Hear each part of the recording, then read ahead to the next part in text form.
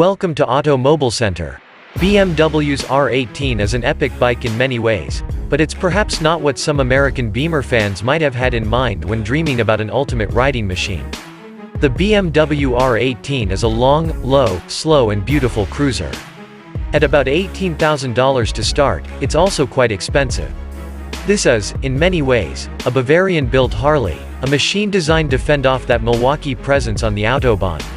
If that sounds like a curious proposition, it is, but it's also a well-executed one. You have to start with the look, which is something like a cruiser caricature of BMW's iconic R series of motorcycles. My test bike is painted black with white pinstripes, an understated scheme for such an outrageously designed bike, but a look that is, for Beamer fans at least, as iconic as a pair of pistons sticking out the frame at odd angles. Indeed, the pistons are horizontally opposed on the R18. Something a legally blind individual could easily tell from 100 yards away. BMW owners often call the cylinders on their bikes jugs, but these are bigger than a gallon by far, wrapped in chrome and cooling fins and sprouting a giant exhaust pipe that sweeps forward before turning back and flaring into an almost laughably huge muffler.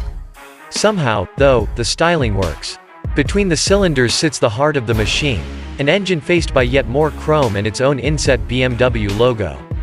There's no radiator here to hide the simple frame or the perhaps overwrought details of the motor, just a little oil cooler situated down low where you'd barely notice. If you had any doubts about the sheer mass of that engine, the giant, 1,800cc, badges on either side quickly put that to rest. Large in displacement, yes, but not necessarily output. BMW's 1,802cc lump is officially rated at 91 horsepower and 116 pound-feet of torque. I'm tempted to compare this to a modern performance engine, like the 1103cc V4 that makes 214 horsepower in the Ducati Panigale V4S, more than twice the power from an engine that's 60% the size, but that's a bit unfair. A better comparison might be to another air-cooled BMW, like my 1965 R69S and its 594cc, air-cooled, horizontally opposed twin. New, that bike was rated for 35 horsepower.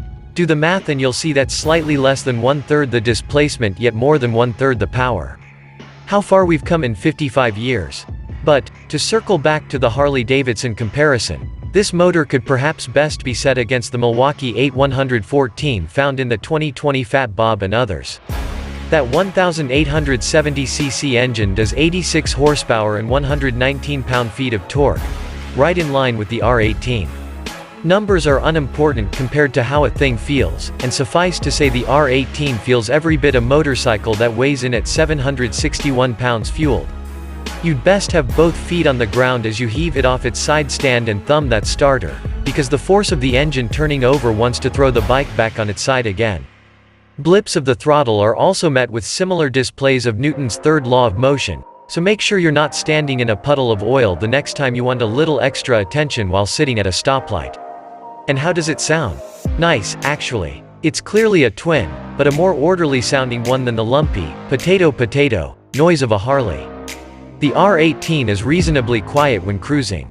It's restrained even when accelerating hard, and while I like that audio mix myself, I'm sure many will be stripping off those gorgeous, sweeping pipes for something a fair bit louder.